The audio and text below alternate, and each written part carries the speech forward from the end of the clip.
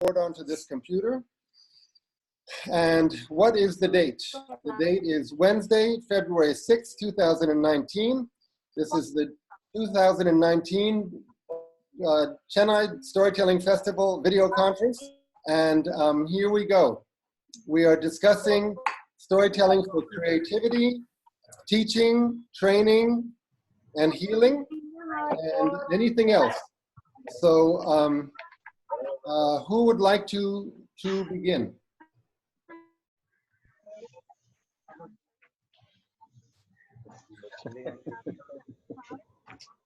We also will be discussing storytelling with video conferencing, which is we should not even call it storytelling with video conferencing. We can discuss what happens when we try to, how is video conferencing different from face-to-face communication? That's one question, whether it's for storytelling or just being together. Laura, will you? Am I on? Yes, you are audible. Laura Sims is based in New York, and I think Laura taught by storytelling for us by Zoom video conference, and Laura is a leader. I can't Go ahead. I'm gonna mute everyone else, and including myself. Go ahead, Laura. Just talk a little bit. Well, it's great to hear all this noise. Children and laughter and life going on. What do you want to ask me? and I can't stay on long, I'm sorry, but I just was wanting to support whatever you're trying to do. Yes. Well, what's the state of storytelling in the world today? The professional storytelling associations in the USA, I'm hearing that many people who come to the festivals and the conferences we are getting older and older. Do you feel that young people are also getting involved, or is it just an old person's thing? Well, I don't know if I could speak for the whole world. And I do think that there are a lot of young people who are coming up and interested in storytelling. I think it's a complicated and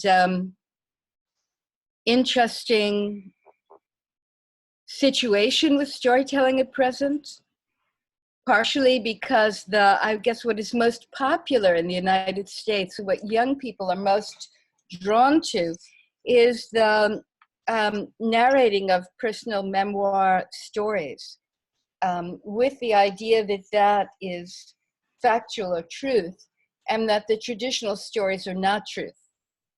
On the other hand, there are some remarkable storytellers, and really I'm not sure I'm the person to make a statement about the storytelling movement anymore, but there seem to be some really interesting and wonderful young people who are coming to traditional stories from this true story world, going to see the possibility of the function and the benefit of telling those stories. So it's hard to know.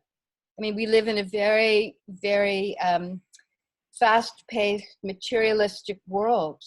So the source of how traditional stories function within cultures and in the world at large, I think very often is not understood or overlooked. What's most popular and has been most popular in terms of the traditional stories is the sort of self-help and psychological view, taking a kind of simplistic view of Joseph Campbell's hero's journey. And, it does serve a tremendous purpose and has some value. So I think it's always been this, that you have different ways in which people view storytelling and understand storytelling.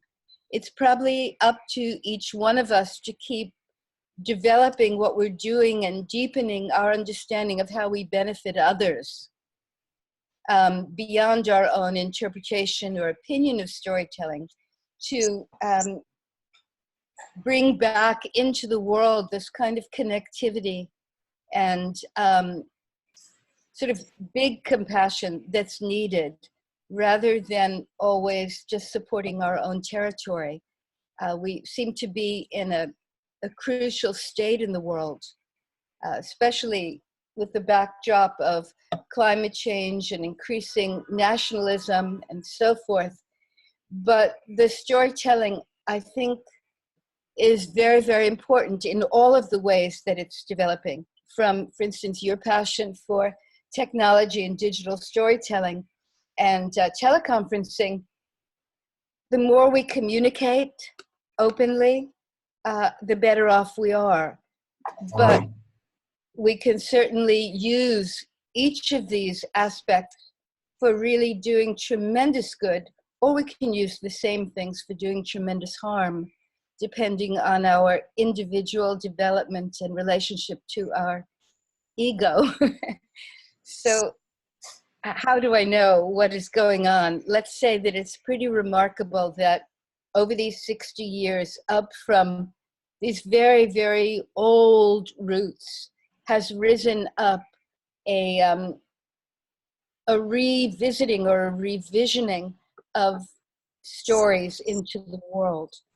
And I love personal stories. And if the same way of looking at traditional stories and personal stories can come together, then people can go beyond the story they need to tell themselves to find the story they need to tell others. I don't know if that makes any sense at 8:30 in the morning here in Manhattan. Yes, of course.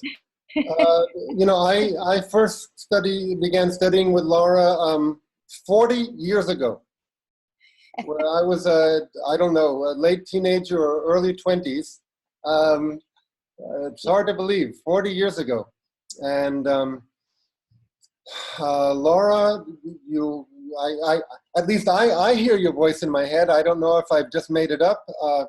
I always heard from you that storytelling is not entertainment, it's a ritual. It helps people get in touch with their deepest selves and with each other and with the universe. When we tell, we have to listen. And the environment is part of the telling. The history of the environment is part of the telling.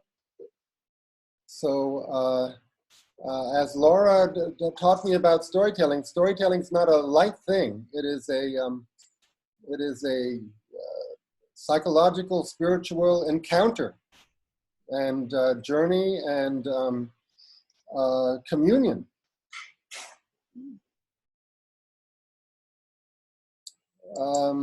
Does anyone else want to add, reply? Anyone want to say anything? If you want to say anything, raise your hand. Your real physical hand, please. Don't press a button that shows a hand, because then we can't figure out how to turn that button off.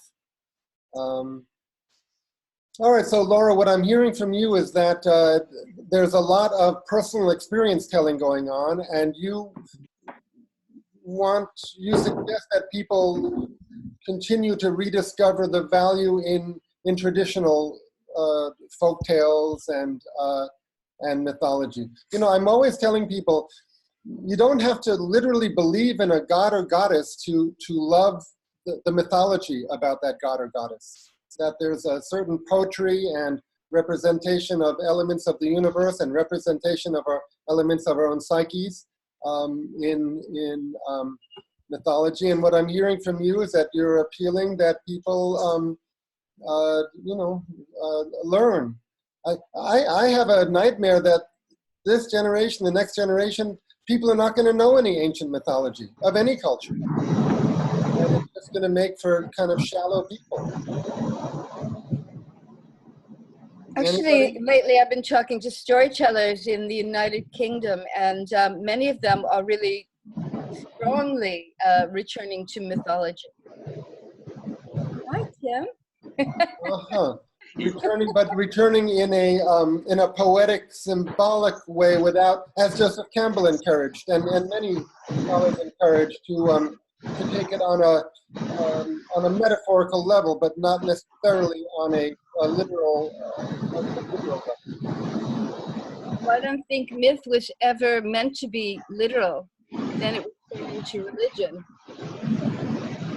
But on the other hand, what is literal? You know, I mean, so these are enormous questions, and I've been working on a book now. It's going on the 5th year, and it's almost finished. I'm sure I'm inadequate for the task, but I've been really trying to articulate some of these things that always feel a little bit inarticulatable, if that's a word. Mm-hmm. And but I've been writing about the difference between metaphor and symbol, because symbol, which is very much the world of myth, is very direct. It is a perception, a visceral becoming of the energies of the story. And a metaphor is slightly distant, but giving comparisons in its role of reuniting and bringing us closer to less literal or logical. So all of these things, you know, everybody enters storytelling from their own doorway. And I don't want to say that my way is the only way or a better way, never. Because for some people who just memorize stories and tell them to children, they're bringing tremendous delight into the world and connection and sense of history and joy and image and literature. And that's very, very important. What we each do with it is what we each do with it based on who we are, where we come from, how we understand the world. The reason why I think it would be great for people invested through my story to look at myth is that the myth gives us a really time-tested, or the fairy tales, a time-tested understanding of how stories shape and how they move between one person and another, and how an image is not just the chair we're sitting on or the house, but it resonates with meaning beyond that. And it could deepen how people touch each other and how they even can find meaning and some contentment innerly in their own lives. So I like confession, and I think it belongs just between friends or with yourself. And then how you take that memory or that sort of confession of events that you've interpreted and turned it into a story is a magnificently interesting challenge that can really bear fruit for all of us. So it can really bring us together and also celebrate our diversity. That's the power of an image. So I don't know, I wish someone else would speak. Where my I see those beautiful faces. And I always have enjoyed your evening relating to Persephone, where to explain it, Laura would tell the story of Persephone, who was swallowed by the earth, but intersperse it with other folk tales and with her own personal experiences. So it was very multi-layered, but following themes that are in that myth. Are you still performing that? Or I imagine that performance has a special place in your heart. Well, it does, and I don't perform it that often. I'm working on some other things, but I often refer to it, and it shaped a lot of my understanding. I was in a very, very painful and difficult time of my life, and I decided to do what I told my students to do, which was to take a journal, take a great story, write a bit of the story on one side, and then just reflect on their own lives on the other side, and then have a notebook where they just researched every single image to see what they could harvest or what came up or how that story might function. And that's how it began. it also came from the fact that when I was telling stories on the radio for many years for adults, and I would bring storytellers from all over the world or their recordings, sometimes I didn't have a whole program or something didn't work. And so I didn't know what to do. So I would just tell stories about the adventures of my cat and my dog, who were quite wacky, and things that I saw on the street. And then I began to get letters from people, including homeless people, and who sent me notes to the radio station, how they loved those stories about my dog and my cat, which were to me throwaways. So then I started to explore and put them inside the great mythologies of the world to see how people could find their lives as myth, how they could find themselves in a bigger story. So that's kind of how Demeter and Persephone happened, and also the great need for the restoration of a deeper retrieval of feminine principle after 15,000 years of reinterpreting the feminine and sort of attempting to destroy what cannot be destroyed.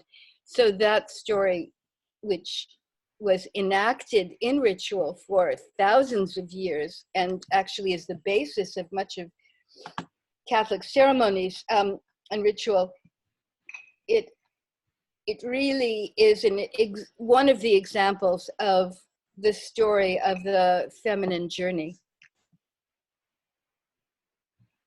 Saved my life, basically. Mm-hmm. Okay, you've raised many beautiful themes. Tim Shepherd. Oh, yes. Tim Shepherd. In London, are you? Where are you? I'm in Bristol, in southwest England. Tim, tell us something. Explain something to us. Tell us what you're thinking about. Well, gosh, well, I missed the beginning, unfortunately, so I'm not quite sure where you've been traveling so far. But I think one topic is what is the value? What is the point of thinking about mythology and somehow integrating it with one's own everyday, experience? You know, people talk about mythological thinking. What's it all about? What's it for? Why should we try? Wow, very interesting. I think people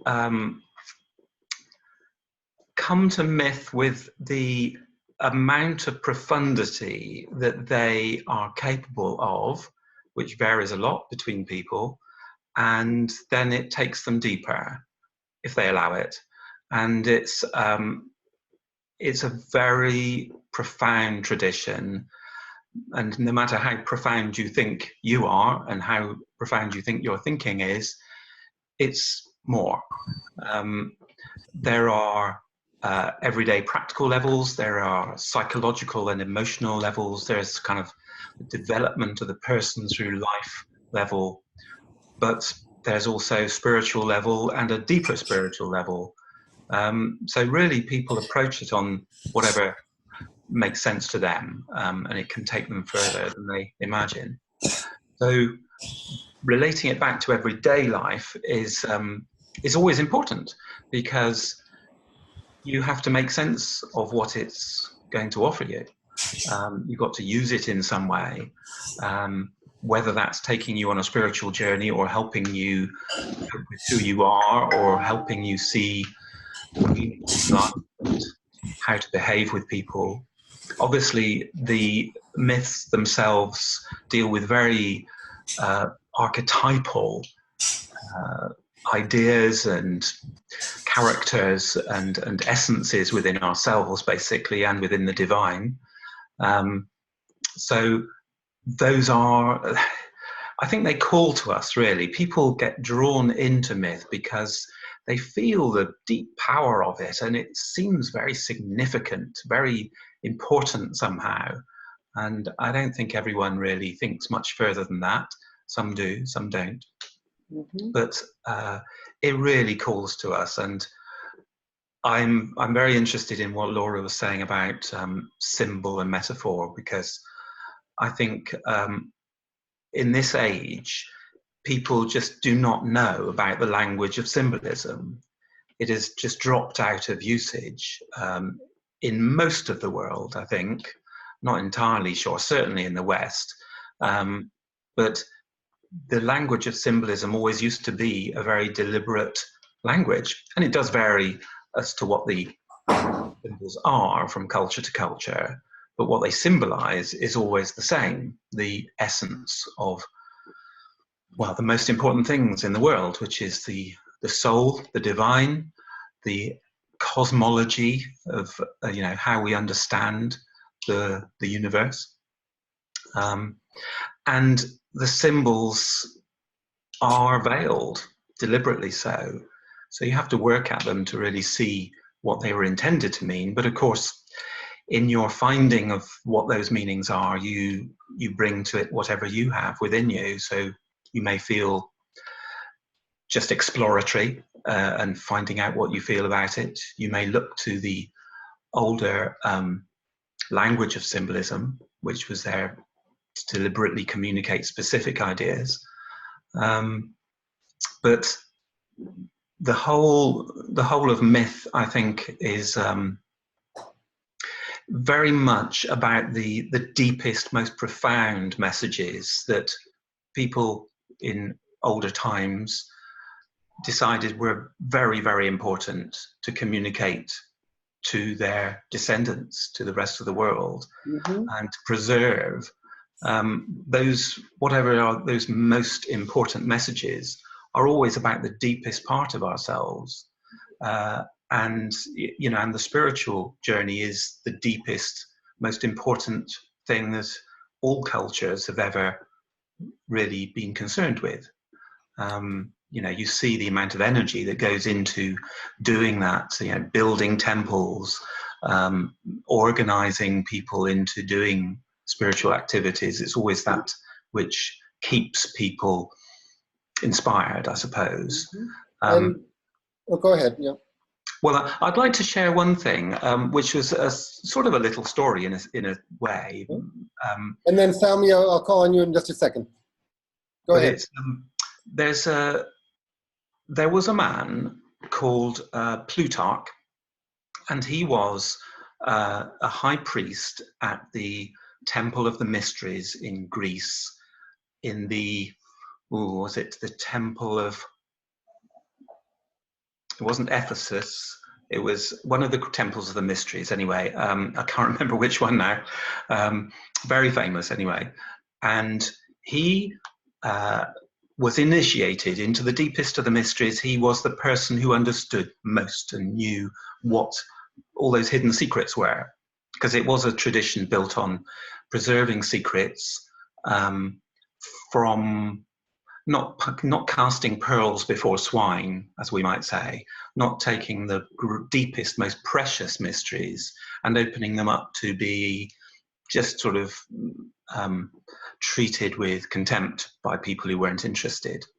So he had a correspondence with the high priestess of Isis in Egypt. Now we're talking about over 2,000 years ago. I'm not quite sure when, but in ancient times. And they had a correspondence. Now she was a priestess who also was in a similar situation in her country. She understood the deepest mysteries. She was actively involved in that spiritual transformation, and she knew the secrets as they'd been preserved. And they had this conversation by letter, and they discussed the way that there would be a myth, and it would be interpreted differently by different people. And in those days there were sects. So these were people who were very engaged in one particular kind of activity. They had specific beliefs. They were like a small religion in a way. And these people, Plutarch listed out about a dozen of the people in ancient Greece, the types of people who were interpreting this particular myth in a particular way. And he listed out the myth, which everybody knew, because that was the thing that was always passed on. And then the meaning of the myth as it pertained to these different people. And he said, well, these believe something, but we know that that's a little bit off. And those people believe something. We know that this is not taking something into account. There's all these different interpretations, which were very meaningful to the people, obviously, but they were still searching. But the revealing thing was, and why I wanted to say this, was that these two, the priestess and Plutarch, agreed that although they understood the kind of the deeper level of meaning, what was really meant by the myth was kind of slightly lost by the sheer ancientness of these myths and the fact that people were still trying to discover what the myth meant. But that was in 2,000 years ago, when we think, well, all of these people, they were more in touch with those things. They were closer to the real meaning of these tales. They were there when they were begun. But to those people 2,000 years ago, the myths were already incredibly ancient, so much that even with these preserved schools of the mystery, they weren't quite sure what was originally intended. They kind of saw they sort of discovered the meaning by practical activities. Mm-hmm. Finding. I think when we talk about myth, we're also including fairy tale, because a lot of myth is recycled into fairy tale and legend and epic. And of course, in India, all these genres tend to get mixed together. So finally, what we're talking about is cultural heroes and heroines, or ideals, cultural ideals or cultural landmarks that people have on their minds and recreate in stories. Now, Saumya, I'm trying to find your rectangle. Where are you? There you are. Saumya, yes, go ahead. Hi. So thank you, Laura and Tim. It was lovely to hear you speak about these points, because connecting myths, I feel, is something very personal also. One of the things that I do with Lavanya Prasad is look for women-centric stories that I can tell. And I remember that when I got the story, it was in a poem form. It was called Urmila's Lament. And it's actually a poem in Telugu, which has been translated to English, and tells about the story of a very minor character from the Ramayana. And it talks about how she misses her husband, Lakshmana, when he's in the forest with his brother Rama.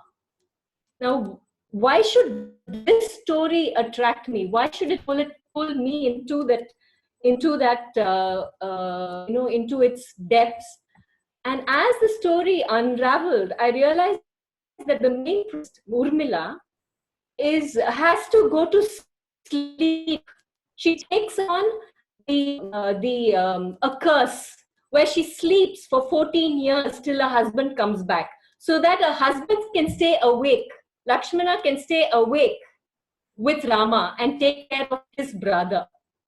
And Urmila was very attractive to me.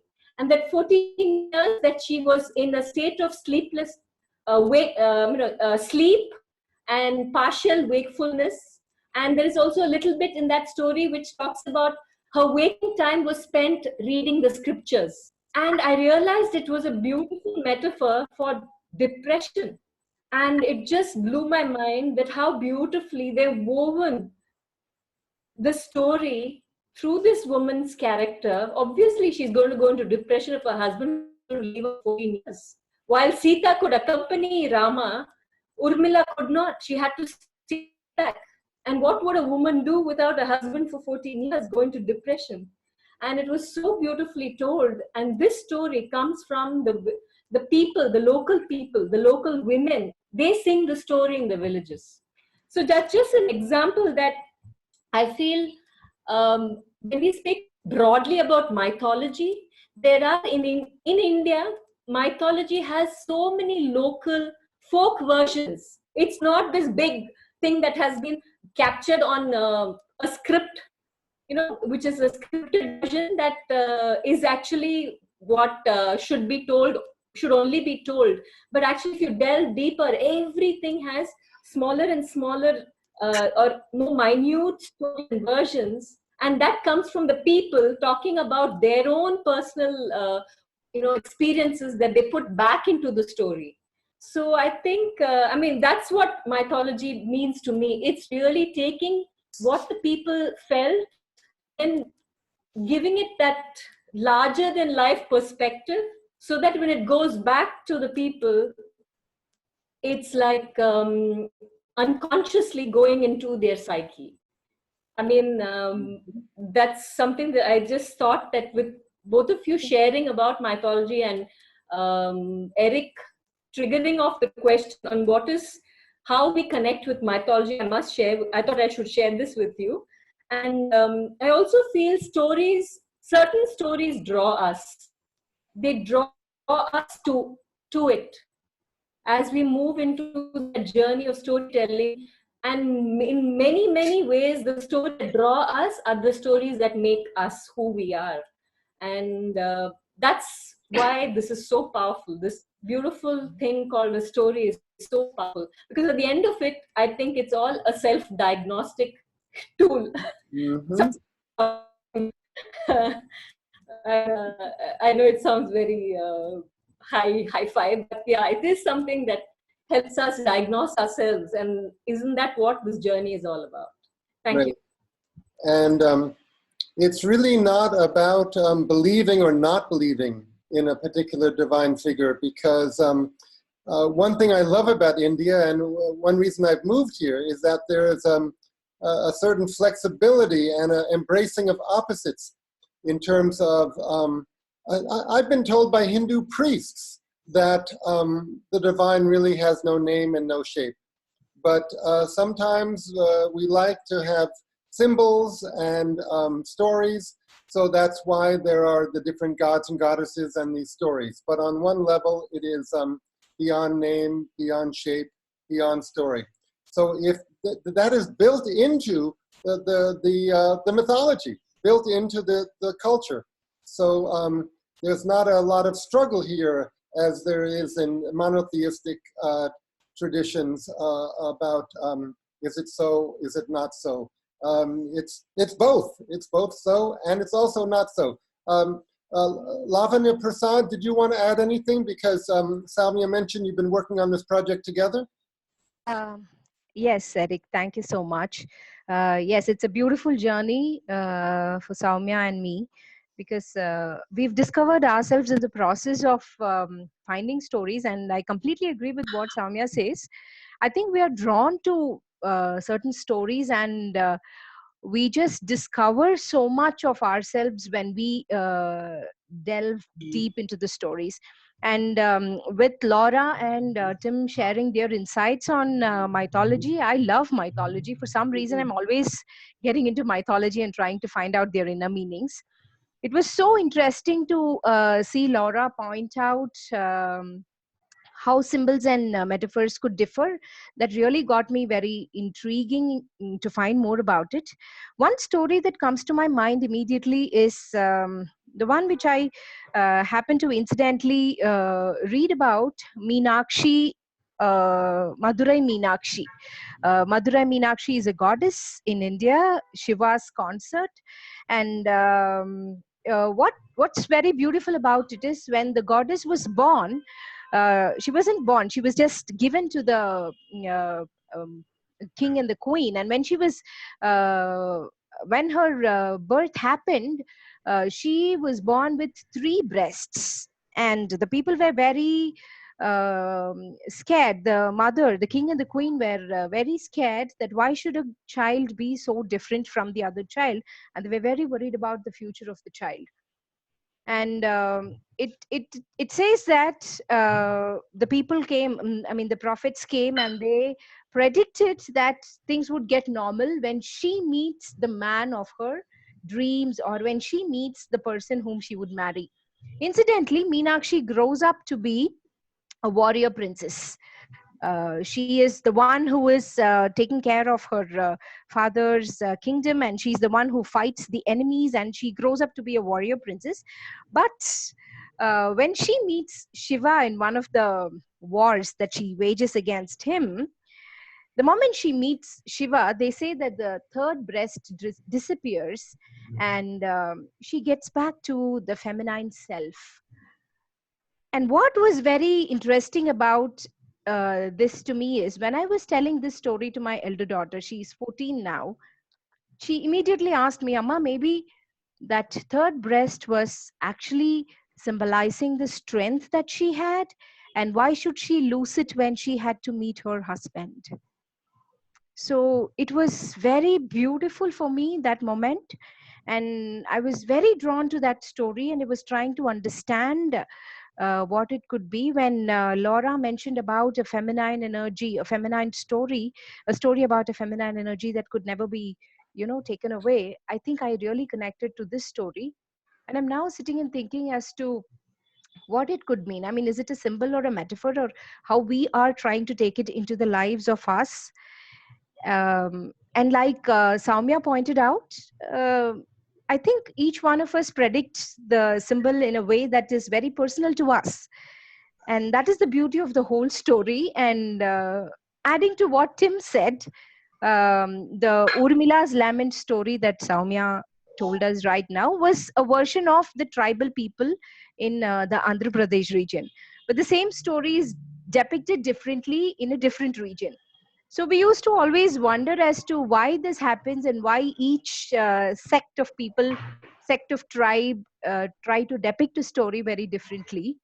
And I think what Tim said just makes it fall into place. So thank you so much for sharing this beautiful information with us, Laura and Sims. And I'm really glad I'm working with Saumya on this. And this is giving us more, insights into what we can do later. It's lovely. And yeah. I would add that the storytelling revival, as it developed in the USA and the UK and elsewhere in the 60s and 70s, coincided with the women's movement, and part of it has been the reclamation and, in some cases, reinvention of goddesses. From traditional cultures and elsewhere. Let's see, we have to mute. Stop video. And somebody's sound is coming from someplace. There, yes. So, I mean, I remember as a teenager reading When God Was a Woman by Merlin Stone, and all about the takeover, the patriarchy taking over, suppressing matriarchy on both social and mythological levels. So this is all very much part of the storytelling movement as it began, and of course Laura was in the middle of it. I don't want to say how old you are, but Laura was one of the founders of the storytelling movement in the USA. Kumi, did you want to say something? I'm particularly interested in the power of myth in our age of artificial intelligence, because as was rightly pointed out, people have become extremely literal minded. And I think one of the most beautiful things that myth does is that it doesn't even belong to the creator, whoever the creator was of the myth. Of course, there were many, many creators, but interpretation and nothing wrong. I really think it is a form made for the postmodern era. There is no absolute meaning. There is a sense of your voice is up a little bit, but go ahead, keep going. Unearthed and what.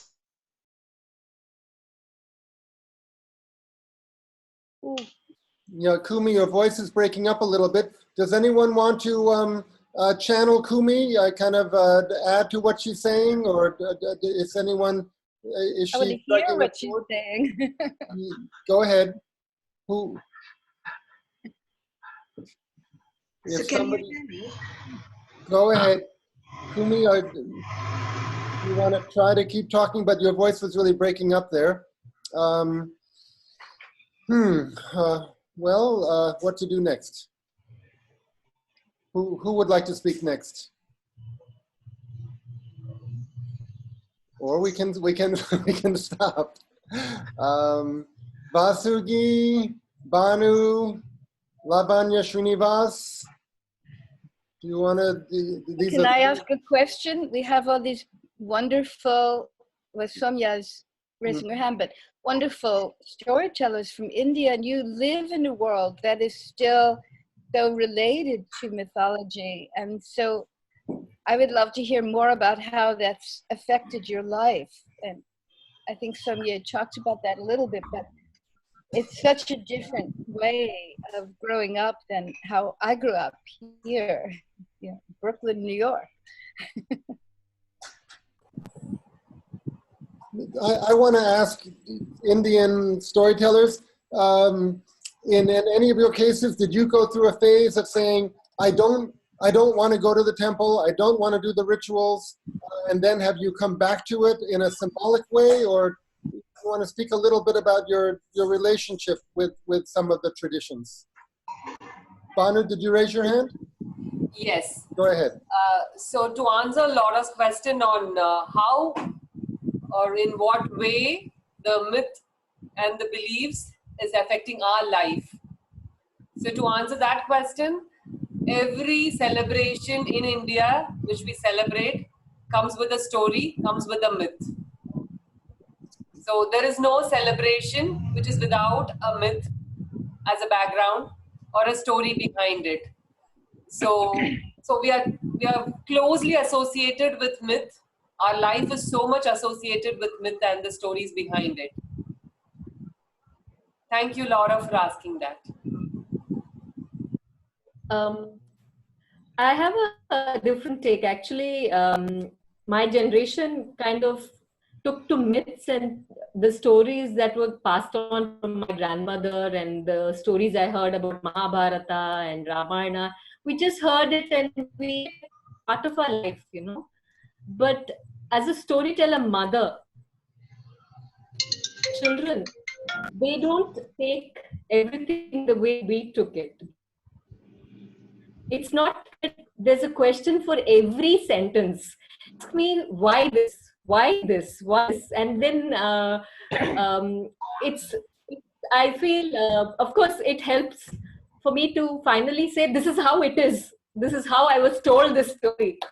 But I think the next generation is, in my this thing is, it's got to do with the right brain, left brain. I'm realizing it at this moment, but there is so much of cognition. While we were raised on that, very intuitive right brain kind of a methodology, while our children are very cognitive left brain, and it's very interesting to watch what's happening, the flow which is happening. I don't know how it's going to pan out, but we do give stories to our children, but they are more questioning than we were. I don't know. I'm just giving you my perspective on my life growing up and my children. Who was just speaking there? I don't think we're seeing your image. Who was just speaking? Soumya. Soumya. Ah, okay. Yes. Yeah, your picture is freezing now and again. Priyanka, did you want to say something? Yes, Eric, thank you so much. What I'd like to point out, like Soumya was saying, there is a saying that we choose the stories during the daytime, but stories choose us during the night. So it really comes back to us, like which all stories, why we are drawn to certain stories and why we are not drawn to others. So as Laura asked, like India is a land of mythology, and how we are relating to that. Me, like I personally am an atheist. But that doesn't stop me to tell mythology, right? But what is very interesting, what I feel is how the mythology from one region, from one culture, from one language varies to another language, another culture, another region. Like Lavanya was mentioning, like Urmila's Lament. We also have a Bengali version of that called Urmilar Bilap, and it's little different from the one that we were talking about. So for me, like the stories I get drawn to, the stories that choose me during the night, are not exactly the version of mythology that we hear. So whenever I tell the mythology, I don't know whether this is wrong, this is right, it will be another debate of its own kind, but I retell it. I choose to retell it because mythology is always a factor of culture and time. What I feel like culture, people, and time. So it was a mythology that was created centuries back. What about the impact right now? There are certain metaphors that are eternal. Like if you are talking about emotions, jealousy is eternal, love is eternal. But the implementation of love or the dynamics that is shown between the two persons, the way the hero's journey takes place in a mythology, that is again a factor of the culture and the time and the people. So right now, what I really like to explore, what is the impact of the same mythology in the 21st century? Like, did it change? Because the culture changed a little bit. We are now in the AI era, and the next, like the generation of Facebook, and like from matriarchy, we shifted to patriarchy, and now once again, there is a women's movement happening all around where women are also getting like economic independence and in a way freedom. So like freedom of thought, freedom of speech. So in this context, how will Urmila react? Will she keep on lamenting? Will she go into depression? Or will she choose her own journey? Or will she do something different? What about Sita? Like, will she give Agni Pariksha? Like, will she jump into the fire just to prove that she was sacred and she hasn't been touched by any of the Rakshasas? This is what I really feel interesting, and this is one of the paper that I have presented also in Cape Town, and I'm still writing on that particular note, why we need to choose the mythology that we are telling, and it is not about what we are telling to adults. It even matters, I feel, from the early childhood education. Because if you look at, we don't remember the chemistry formula or the physics formula.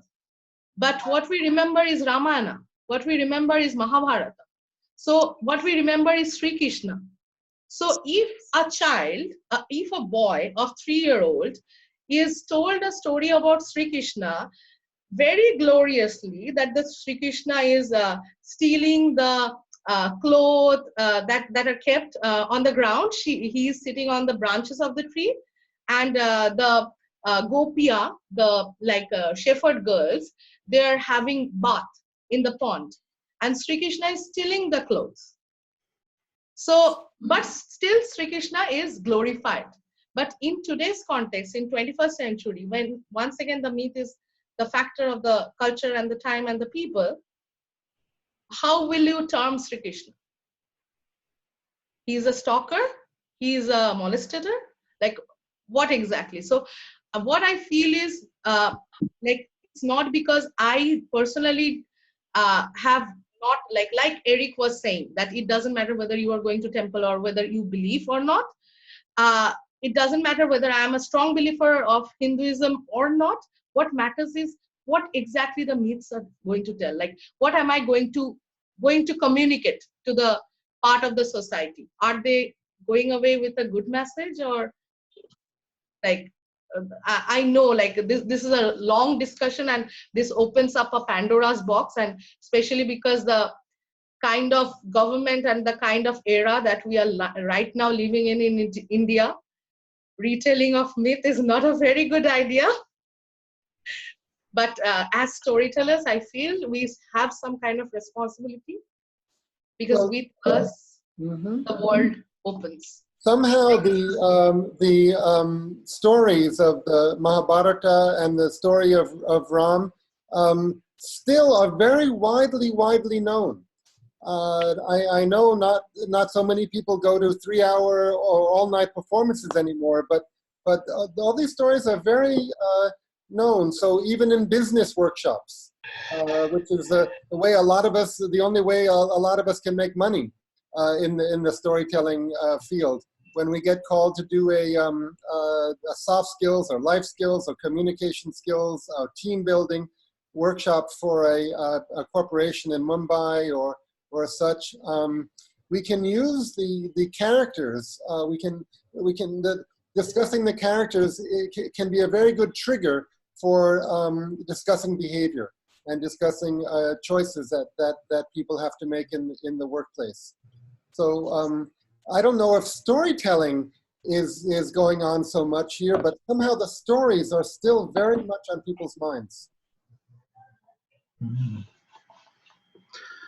Okay, we're getting close to the last section of the discussion, I think. So, excuse me. Yeah. Eric? So, just a second. So, please say a few words if you can, if you like, because we want to hear from really everybody. Was that Lavanya Srinivas? Yes, Eric. Hi. Go ahead. Yes. Hello, everybody. It was an interesting discussion. I would just, before closing, I would like to mention this novel that I had come across called Yajnaseni, the story of Draupadi, the most misunderstood woman of Mahabharata or even any of our epics. Pratibha Ray, a novelist, a Oriya novelist, wrote about Yajnaseni, Draupadi's, it is more like Draupadi's outpour. It's from her heart, and it's in first person. It's an interesting read, and I'm just reading it. So I would like everybody to have a look at it. And the second one, because normally Draupadi's character is something that is very misunderstood and almost contemptuously kind of uttered by people in society as the woman who brought about the greatest war of all times. So if you read this book, it's an interesting perspective, and our mythology and epics or legends are full of these kind of stories, and it's each one's perspective. Again, I had watched Dakshina, a dancer, a very young dancer, portraying Sita's character. Sita is again a character which is glorified and which is kind of put on a pedestal as a woman of maturity and very sometimes even put above Rama. But that dance, the story was very beautiful, where Sita is shown as a new bride who is shocked to know that Rama is going to leave her to go away to the forest because of his father, the word given to him. So these are interesting stories that need to be explored and need to be experienced, and we need to share stories like this. Just that I wanted everybody to know, these two small things that I had read. For example, in what way, for example, would you say Draupadi has been misunderstood? Firstly, people say, oh, come on, she has 5 husbands. That's the first thing that they say. Secondly, they say Draupadi is the one who has provoked and created the reason for the Kurukshetra war in Mahabharata. But then at every moment, at every instance in the story, you listen to her. That is the reason, that her perspective. What is it, what she has gone through as a young girl or as a young bride when she comes into the family. And at every instance, whether it is a man or a woman character in the story, you don't see that people respect Draupadi as a woman, as a person, as a human being first, as a woman next, or in any context. When you compare the heroines of her mythology and talk, sure, Draupadi comes first to be scorned and to be spoken very lightly. So it is important to have a conversation and discuss her perspective. Did people really, instead of being judgmental, this book helps you to go into the character. And especially as a storyteller, if we are to tell her story, I'm sure it would help us to understand the situation, not just the character and what she has gone through, but the story of Mahabharata by itself.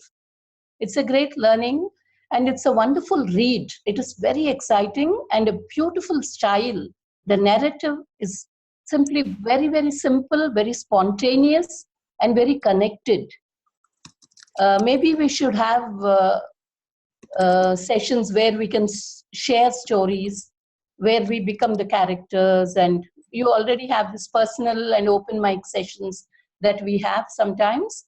So I would very much like to explore either readings from these kind of books, or narrating a scene or something like that, where we tend to understand people overall in a much better way, and without becoming judgmental. That's very important, I feel. Mm-hmm. There's also that very well-known novel relating to Draupadi, the Palace of Mirrors, is it? Or the Palace It's of called Palace of Illusions. The Palace of Illusions. It's a different book. There are a number of books that explore Draupadi's situation.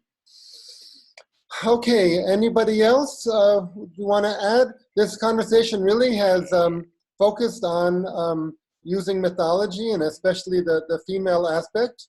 Does anyone want to continue about that? Or I would like to say something, Eric, if it's okay. 2 minutes? Of course, go ahead.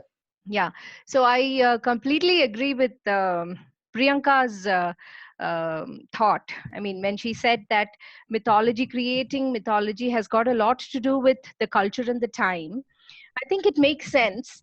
And each of us, I mean, the same story that we have heard in our childhood, it just comes to us in a totally different perspective when we become adults. And what I see today in the myth, I might not see 10 years later. I might see something else, is what I feel. And I think that is the beauty of a story. It just tells us different things at different points of time. And that's so lovely. I thought I should share that with you all. And there is one small thing that comes to my mind. There was a friend of mine who shared this with me a few days back. He said that there was a tradition in a family where they cut the head and chop the head and the tail of a fish before they cooked. So whenever it was done, people just followed it. And there was this little girl, who asked her mother, "Amma, why do we cut the head and the tail of the fish before we cook?" And the mother simply said, "That is how your grandmother did." And she went to her grandmother and she said, "Why did you do it?"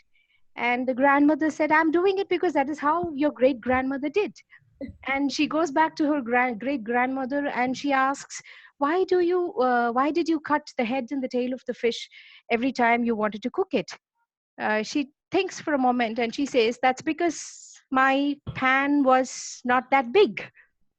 So she had to cut the head and the tail of the fish. So I think that also applies to the myth. When we discuss myth, at any point of time, the culture and the time at that particular, the culture at that particular moment would have led to the creation of the myth in that particular way.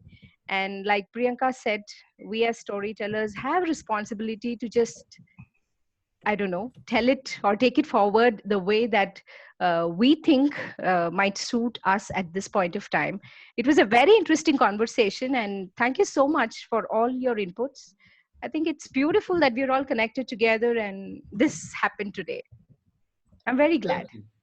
And, you know, of course, many of us are involved in coaching people to create new stories. And of course, the new stories may be flavored, may be influenced by traditional stories. But there's, and then there's the personal experience stories. So there's a whole combination of stories that we all are working with. Would anyone else like to say anything? Vasugi, Pratibha, Kanagadurga, Renu.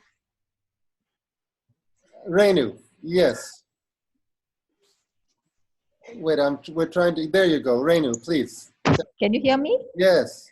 Okay. I think I agree with Priyanka and Lavanya in the sense that we as storytellers are extremely powerful in the sense the kind of messages we pass on, especially to the younger generation. So whenever I come across stories where it's seen only from the male perspective, I try to change it around a little bit so that, you know, the female perspective is also seen. Like Lavanya rightly said, Draupadi's version of events is beautifully portrayed in Palace of Illusions by Chitra Divikaruni Banerjee. I'm a huge fan of that author. And she's also written, I think, another book called Enchanted Forest, I think depicting Sita's version of the Ramayana. And in fact, for me, I'm not very religious in the sense I don't follow rituals. Though I'm a Hindu, I believe in spirituality. And the thing is, as a child, when I listened to the stories of Sita and Draupadi, it used to upset me a lot because I felt, why is the whole onus and responsibility of the entire thing placed on the woman's shoulders? And I never liked Rama for a very, very long time because of the way he treated Sita. Because it was none of it was her fault. And then he just said, he listened to some man on the street saying that Sita is impure now and just cast her off. And he still wanted the children. He didn't want her. So that is something that left a deep impact on me. And I decided that I don't like Ram anymore. So I think today, if you look at all stories, folk tales or myth or whatever, I think they're all written from the perspective of the man. So I think that it's very important for us today, especially when there are stories related to animals or related to the environment. I think many of the stories give a wrong impression. Probably as adults, we understand these are metaphors, but for children, they will take it at face value. So when you say the lion is bad or the tiger is bad, actually it's just a metaphor for the kind of emotions perhaps that humans portray, but children are not going to understand that. So I've started changing the stories around a bit when I narrate stories to children. So that's what I wanted to say. Yes, you know, I guess there's a reason why folk tales are called grandmother stories in India. They're not called grandfather stories, even though some grandfathers might be telling them. But there seems to be something about the female element. Laura, you wrote something in Storyteller some years ago, which I always remember, although I don't remember exactly what you said, but it was that somehow the female element was in every little motif of story. That story itself, storytelling itself is a somehow of the female aspect. That's because probably women and mothers tell their children more stories than their fathers do. Probably because of that. And I think also the fact that probably the male perspective is also endorsed by women because we've mostly been ruled by patriarchy, I think, from a very long time. And probably that's why even women endorse the same views. They have not really changed the narrative much. And that, I think, needs to be changed for the future generations if we want to see some kind of gender equality. Very good. Magesh, as one of it's you, me, and Pandya Rajan here. So go ahead, speak for us. Did you want to say something, Magesh? Are you on mute? Go ahead, speak. If you speak, I think we'll hear you. Nope, somehow your mic is not on. Pandya Rajan, do you want to say anything? I know you've met Laura in New York a number of times. Yeah, Laura is there? Yes, Laura's there. And you're here too, but your image, Hi, Laura. Your image is frozen. All right. All right. I could not see. Anyway, Anyway, this we were talking about this Mahabharata and Ramayana because I joined late because I was having some guests at my home. So I'm sorry, but I don't know, you might already discussed it. And what I wanted to say, they are in fact history. Mahabharata and Ramayana, they are history. And it was written by several authors. Several were other, and even that is a discourses conducted by very great storytellers like Kripananda Warrior and others. And whenever they tell the story, they convince you whatever happened. And I saw recently when I was in New York, the story of Sita. That was the story that is on the Hudson Riverside Summer Festival. I saw that story, and they have understood that Rama has ill-treated, as Renu was saying. Yeah, that argument can be put forward, but there is another way of putting that. You know, a king has to prove to his citizen that, so that it goes, I don't want to explain because this is out of context. So therefore, what I am trying to say, this is a history, not a mythology, as some of us are evidences, and yes, the stories are when Kamba in Tamil wrote, he adapted to the Tamil culture the story in the beautifully explained by Kripananda Warrior in his discourses of Ramayana. Therefore, see, so long as you believe it, as long as you don't change the main theme of the history, you can adapt it to suit the current, yes, to people understand. But the times are, the values keep changing from time to time. Thank you. Thank you. Okay, now just a final question. Actually, Magesh was trying to ask, can anyone speak on using story, traditional story, using storytelling to spark creativity, and how can it be a healing? How can it all be a healing process? Laura, will you say a word about it? Creativity and healing. Well, I'll try to say something simple. Although this wonderful group of people together, seated together, we could probably come up with very profound and beautiful ways. For me, I'm very interested from the start of my storytelling 60 years ago to now in the way in which story exists as a relational event. It's not a solo performance where one has a sort of memorized text and others witness. The text is enlivened by the reciprocity. It's why there's so much meaning beyond logic. And it is that experience, that relational experience, that actually opens up in the listener and the teller a place inside that is creative, that is self-nourishing, or more acknowledging of what's actually happening rather than what we think is happening. And that quality of arousing this aspect of mind that in our busyness we ignore, for me, is where flexibility, creativity, insight, and a power of healing can actually function. So that's very simplistic, but that's, I mean, other people may have other ways of seeing it. This is my particular interest. It took me 32 years ago to a practice of meditation so that I could actually discern between what were my opinions and thoughts and what might be spontaneous insight based on some relationship and intelligence. Okay, so I think it's people can imagine why I wanted to study with Laura when I was 18 years old, and have done so since. And when myself and others founded the World Storytelling Institute in Chennai here 12 years ago, from my part, it was all inspired by and dedicated to Laura. So Laura has no legal responsibility for what we do over here, but Bad. but as far as I'm concerned, it's coming from Laura. Anyone else? A final thought, Tim? Yeah. Anyone? Yeah, go Yeah. Yeah, I love Laura too, I must say. I've been to visit her a couple of times and it's been wonderful. So I wanted to kind of, yeah, spin off slightly from what Laura was saying as well.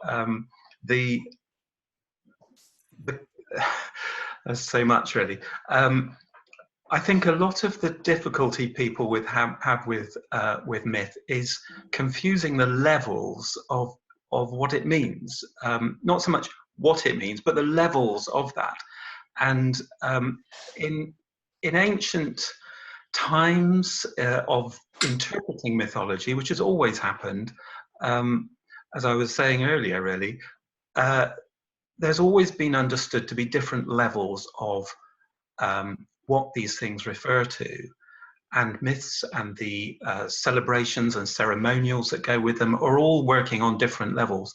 And although it varies from culture to culture quite how that's put, it usually boils down to 4 levels, and that is the material, practical world. And that's where you have the literal interpretation, which is very dominant today. And the problem is, if you believe that there is only literal interpretation and the stories are just talking about real people, it limits your understanding. It gets you into some contradictions that you find in the stories. Then there's the imagery and the emotional level, which is more on the level of mind and psychology and emotional development and the maturity of the person. A lot have been talked about that in psychiatry in recent decades. But that's only the second level. The next level, deeper, is the archetypal level, or the level of pure thought, which is more about the deep, deep forces within the kind of archetypal characteristics of the world, of people, of the divine, all of these different aspects, which are, and a lot of the myths talk very much on this level. They are aspects of ourselves, aspects of the divine. They're not necessarily referring to actual people. They're kind of these forces represented as having characteristics and personality and stories and so on, because these things are fundamentally in their nature too deep to really think about in any other form than giving them a character. I remember something in the Bhagavad Gita that says Krishna is sort of saying to Arjuna that actually it's very difficult for people to understand him as, what Eric was saying, as formless and without shape and without character. It's very difficult for human beings to do that because we are used to seeing things in tangible form. So we give them tangible forms, symbols, and the myths operate on that archetypal level and tell us about those deep, deep forces. It's not all outside us, it's also inside us. Not whole people, but characteristic parts of ourselves that are interacting with all these different conflicts that go on inside us. It's not just psychological, it's deeper than that too. And then the deepest level is the pure spiritual, which is very hard to engage with directly with any intellect, because it goes beyond the intellect.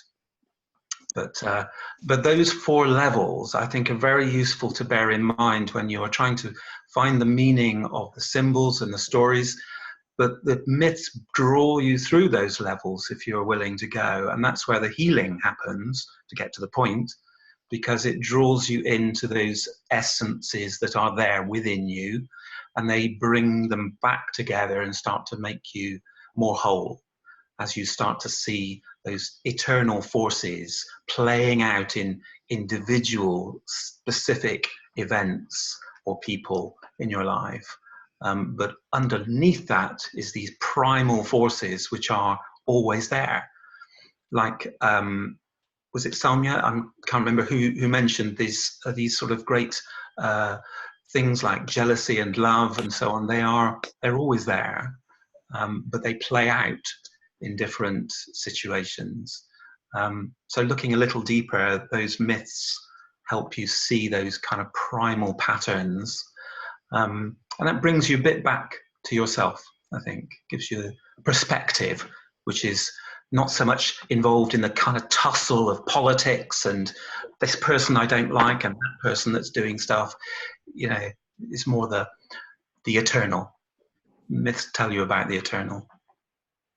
Okay, would anyone else like to add anything, or shall we close?